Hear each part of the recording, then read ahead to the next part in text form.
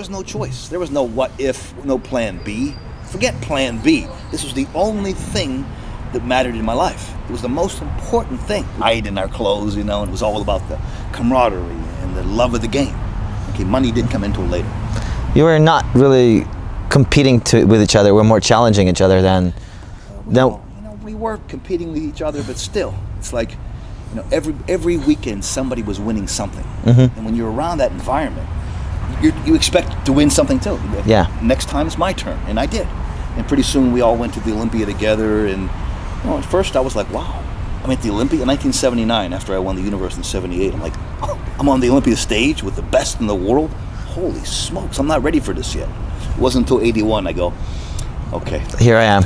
I'm here to do business, guys. I love you all. You're my reason I'm here, but it's time for me to take my spot. This is your time. Yeah, and I knew that. I knew it. They knew it. And we all had that time. Okay. And Zane told me. He goes, Tom, this is your ticket. He said, none of us have legs like that. You're very different this way. This is what you should market. And I'm thinking, really, Frank? You think so?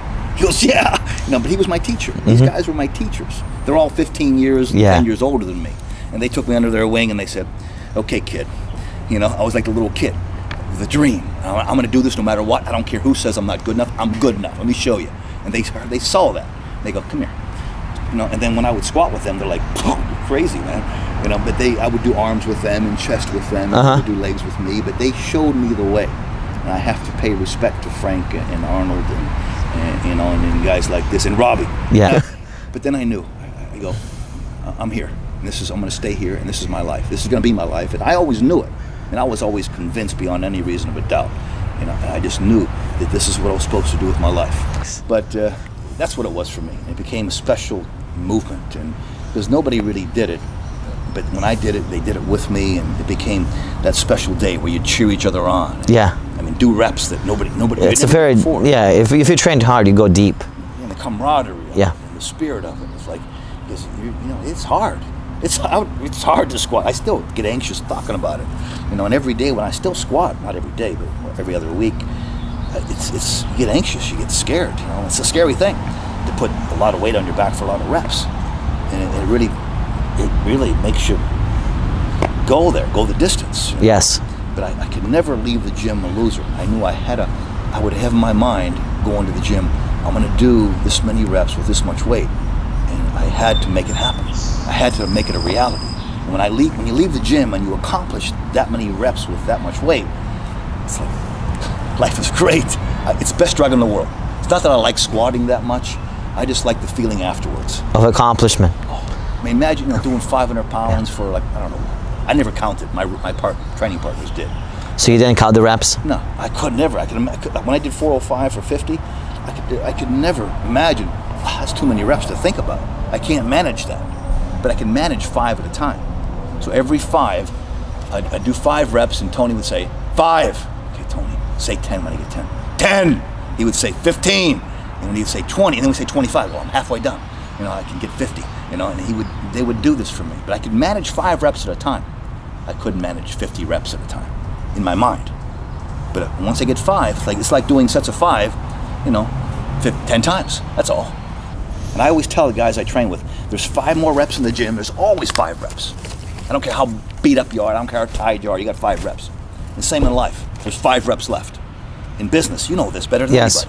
There's always 5 reps left. Absolutely. So that's what the squat was for me. It was more the religion. In the old days, we were all not really following anyone. We were creating our own path. And you can follow somebody else and be a soldier, and that's respectable. I respect that. But there are a few people, a few athletes, a few artists who create something from within, and to innately or intrinsically pull something out of yourself and paint it or sculpt it or change your body accordingly. That's art. That's your closest connection to God. Okay. I told myself when I was real young, just starting to squat, and I made a promise to this young Tom Platz. I said, if you're going to do this bodybuilding thing, if it's this important to you, you cannot be a failure. You cannot leave the gym ever a failure. You have to give it everything you got, and when you think you're done, there's 5 more reps. Even when you do 5 reps, there's probably 5 more reps yet. Okay? And I told myself, I have to give it this much. I just can't be, because I can't accept the fact. I cannot live with the fact that Tom Platz is a loser. That disturbs me so much.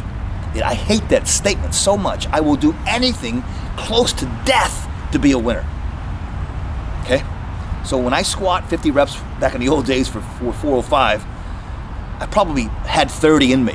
Probably had 25 in me, but somehow, by some act of God, from a miracle, I got 50 reps, okay?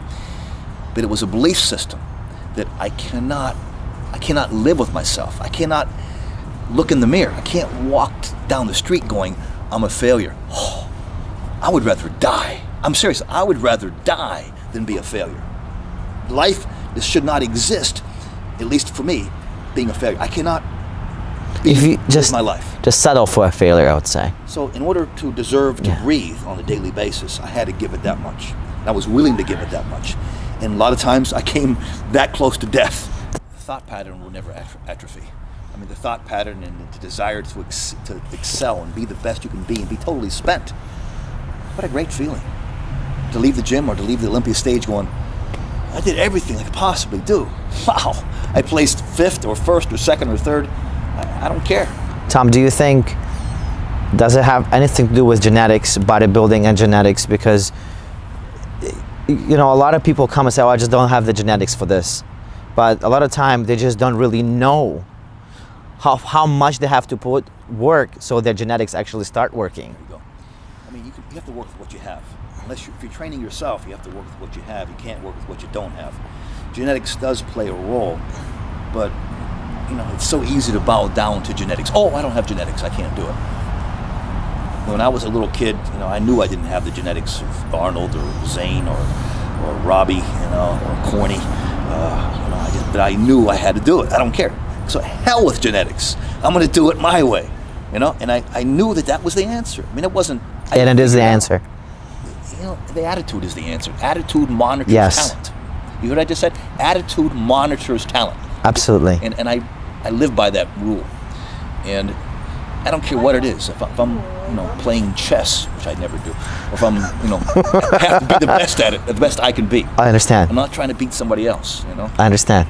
It's just challenging myself to go, okay, 5 more reps, or 2 more reps, or 1 more rep, and it's a wonderful experience. I mean, to leave the gym going, even when I see other people do it, like this guy I work out with, Josh, or Jacob, to see them leave the gym, and you know Jacob, he leaves the gym going, I go, I remember 1975. It was, I can see that in his eye, you know, and I'm reliving it like having a child, you know. Not that he's my child, but those feelings are still prevalent in my mind now, you know. And I was, you know, I congratulated Franco when he won, and you know, that's the risk you take when you stand on stage. You take the risk of losing, but I don't know. That night was so special.